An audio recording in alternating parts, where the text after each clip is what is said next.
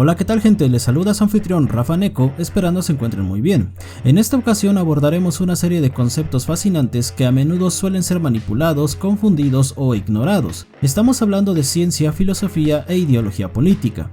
Para ello, ocuparemos este texto de Luis Villoro, que ya tiene sus años, pero sigue siendo muy buena guía o referencia para entrarle a estos temas. Como siempre, dejaré la información del respectivo documento en la descripción. Por otra parte, es probable que no use ejemplos relacionados al anime, películas, cómics, videojuegos, etc. para ilustrar este tema, ya que hay muchísimos y me gustaría dedicar un video futuro solo para ello. Mi intención es intentar explicar estos conceptos para que sirvan como referencia para videos futuros, pero antes de comenzar, quisiera recordarles que si el video les llegase a gustar, le dejen un like y se suscriban para más contenido de este estilo. Bien, sin más por el momento, comencemos.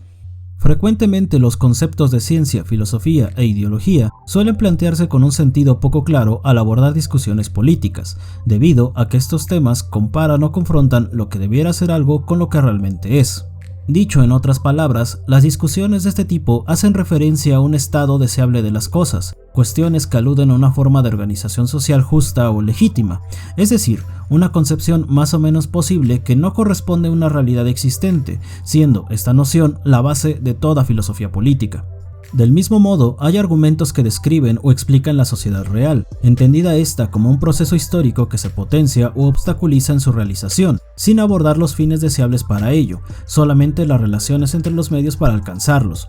De esta manera, se puede hablar de la eficacia de una acción, los mecanismos que la administran y las fuerzas e intereses históricos vinculados a su ejecución. En pocas palabras, nos acercamos más a la noción de una ciencia que de una filosofía. El primer tipo de discurso o argumentación somete a juicio a la sociedad en función de lo posible. El segundo explica lo que sucede. Si el primero justifica la legitimidad de un posicionamiento de poder, el segundo expone la efectividad del mismo. Por ello, resulta conflictivo abordar estos temas, puesto que es una mezcla de ambos discursos. Sin embargo, la diferencia radica en las preguntas que responde uno u otro. El autor nos recuerda que el conflicto entre ambas perspectivas es el resultado de la confrontación entre el ideal de una sociedad justa con la existente, como ya se ha mencionado. Esto cumple una función muy importante en términos filosóficos y es precisamente de lo que hablaremos a continuación. Filosofía política. La filosofía genera momentos de ruptura en una realidad determinada a través de una crítica certera que permita plantear o pensar un escenario distinto, haciendo especial énfasis en los elementos que constituyen la legitimidad de un Estado, buscando un orden o un acto fundacional para dicha figura. En pocas palabras, la filosofía política debe ser crítica y cuestionar constantemente el origen y el orden de toda forma de gobierno. Por supuesto, esto abre camino a diversos tipos de filosofías que pueden ir desde reflexiones relacionadas a órdenes divinos, naturales, racionales o bien de manera contractual principalmente, cuestionando lo empírico en pro de la búsqueda de lo ideal. Similar a un dicho que escuché una vez: como México no hay dos, pues claro, si hubiera otro viviríamos en aquel. Bueno, en esos términos, podemos decir que en esencia se pretende construir un ideal que dé sentido y valor a la acción política, algo similar a la propuesta de tipos ideales formulada por Max Weber, que por cierto hay un video sobre ello en el canal, les dejo el link por algún lugar de la pantalla o en la caja de la descripción por si gustan verlo. Sin embargo, al cuestionar la legitimidad de una forma de gobierno, no estamos planteando una cuestión científica, ya que este tipo de conocimiento aborda procesos que competen al mundo real, de hechos y relaciones entre los mismos, no de fines y valores, y eso es precisamente de lo que hablaremos a continuación. Ciencia política. En ese sentido, la filosofía termina cuando ya no hablamos de una sociedad justa o ideal, sino de una existente. La ciencia, en ese aspecto, no busca la legitimidad de una forma de poder, sino las causas del mismo, por lo que las respuestas científicas no abordan elementos fuera del curso de la historia, sino los factores que la constituyen y explican.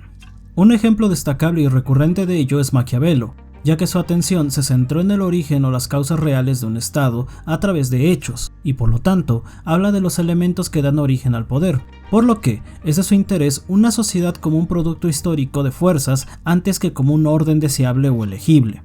Por otra parte, para Maquiavelo el poder del gobernante es legítimo en la medida que ejerce la voluntad común. Esto implica abordar cuestiones vinculadas al derecho al poder y cómo mantenerlo, que dicho sea de paso es la esencia de su postulado teórico.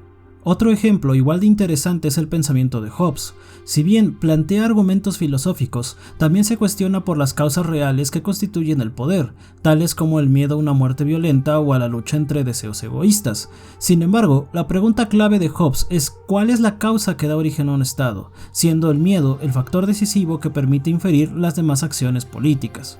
En ese sentido, tanto Hobbes como Maquiavelo buscan establecer los mecanismos que configuran el poder político. Para ellos, el centro del debate no es otra cosa que los medios que legitimen y mantengan el poder, no un estado ideal de este. Por ello, Villoro hace hincapié en que el discurso filosófico habla de los elementos que constituyen una sociedad justa, mientras que el discurso científico aborda los intereses particulares que chocan en la sociedad existente. Es decir, la ciencia juzga la eficacia de los medios para lograr fines determinados, mientras que la filosofía evalúa la sociedad conforme a fines y valores.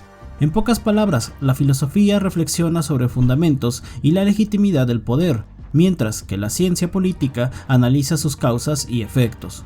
En cambio, la filosofía es capaz de justificar una práctica política que se oponga al poder, pero apegada a un ideal de justicia, ya que solo ésta puede negar un orden existente. En cambio, solo la ciencia puede plantear los conocimientos necesarios para comprender las causas y efectos reales del poder, con el fin de desarrollar técnicas para alcanzarlo y mantenerlo, sea justo esto o no. Dicho lo anterior, podríamos preguntarnos si una postura es mejor que la otra, y claramente la respuesta es que no. Ambas son necesarias para el desarrollo de cualquier teoría de acción política racional, ya que toda acción racional debe plantear lógicamente sus fines deseables, así como los medios para realizarlos. Es decir, una teoría política enfocada solo en el lenguaje científico podría explicar las condiciones para realizar un fin, pero no justifica su conveniencia.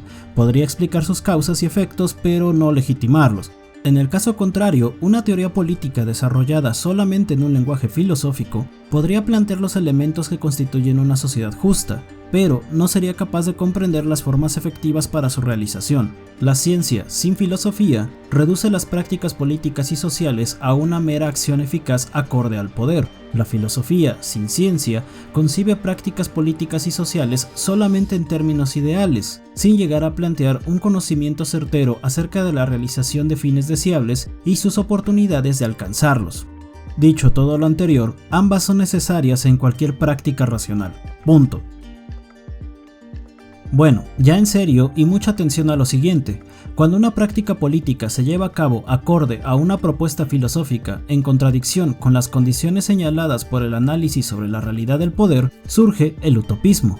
De igual forma, en caso contrario, cuando la práctica política sigue las prescripciones de un discurso sobre el poder, contrario a las propuestas filosóficas que lo legitimen, surge la ideología, que es de lo que hablaremos a continuación. Ideología. Este concepto suele ser muy ambiguo, ya que se usa en muchos sentidos, por lo que Villoro lo aborda desde una perspectiva netamente política y lo entiende de la siguiente manera. Un conjunto de enunciados insuficientemente justificados que tiene por función mantener el poder de un grupo o clase social mediante el intento de prestar legitimidad a ese poder. Como por ejemplo, cuestionar a un presidente sobre algún tema racionalmente planteado que afecte sus intereses o muestre contradicciones entre el discurso y el actuar de su gobierno, respondiendo de la siguiente manera. Están mal sus datos. Yo tengo otros datos. La ideología es un intento fallido de superar la incongruencia entre las prácticas políticas que hay acorde a un discurso filosófico que legitiman al poder y otro empírico acerca de los mecanismos eficaces para mantenerlo, es decir, una contradicción entre la filosofía y la ciencia política. Por ende, todo grupo o clase social que pretenda mandar intentará legitimar su pretensión a través de un proyecto político contrario a la situación existente en aras de un escenario que ellos entiendan como justo.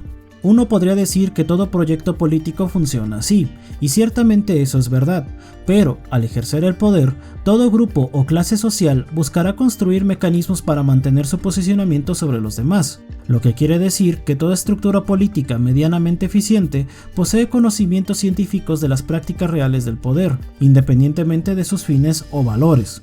Por lo que, Quien ejerce el poder se ve obligado a elegir entre una práctica política fiel a su proyecto, que sea coherente con su filosofía, y otra que prescriba las necesidades del mantenimiento de su posicionamiento sobre el resto, llegando a ese punto de contradicción que, en palabras del autor, será el fracaso de todos los peores políticos, los utopistas, los profetas sociales, los mártires políticos, los posesos de idea, los justicieros, por su falta de comprensión y crítica acerca de la realidad. Un ejemplo práctico de esto es el neoliberalismo. Dicho pensamiento fomenta las virtudes de un Estado reducido a favor de la autonomía individual, pero frenando o desmantelando los programas sociales que protejan la real autonomía de la mayoría, generando mayor desigualdad.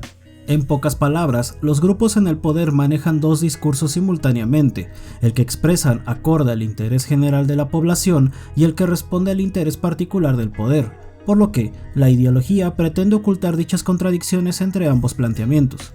Dicho lo anterior, la forma más eficiente de frenar los discursos ideológicos es la crítica, ya que ésta señala las distorsiones que produce la ideología, los intereses particulares que encubre y sus discrepancias o contradicciones con la filosofía que enarbola. En fin, la crítica a la ideología debe consistir en mostrar que una contradicción no se puede asumir como un argumento verdadero o que justifique prácticas corruptas. La crítica debe terminar o al menos obstaculizar la distorsión causada por los discursos ideológicos. Conclusiones. Si bien toda filosofía puede construir discursos ideológicos, esto solo sucederá principalmente en dos escenarios. El primero, si dicha argumentación filosófica se basa en un conjunto de creencias condicionadas por alguna relación social, como creer que un gobierno es bueno solo porque hace su trabajo o cumple su función más elemental. El segundo, cuando esa filosofía se usa para legitimar un posicionamiento de poder de un grupo o clase social determinada. Por ende, la auténtica actividad filosófica, comenta Villoro, debe ser liberadora y crítica ante las creencias y dogmas, despojada de prejuicios, confrontando lo real con lo ideológico en todo momento. En la medida en que la filosofía revela la distorsión del discurso ideológico, puede proponer una sociedad diferente. Por ello, es que es tan importante. Es una forma de disrupción de las creencias que abre la posibilidad a la liberación del dominio ideológico. En fin, si se pretende confrontar este tipo de argumentos, es sumamente importante apegarnos al enfoque imparcial del discurso científico, así como a la capacidad crítica de la filosofía. De esta manera, podremos construir un enfoque teórico racional que explique la realidad y confronte el ejercicio ideológico del poder. Bueno gente, hasta aquí el video del día de hoy. Es un tema muy extenso y complejo, pero también muy apasionante que me gustaría abordar después con mayor detenimiento. Por lo que, si les ha gustado, por favor dejen un like, compartan y suscríbanse para más videos así, además de apoyar con esas acciones al crecimiento de este espacio.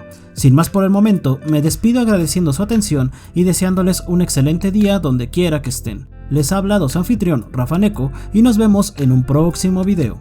¡Chao!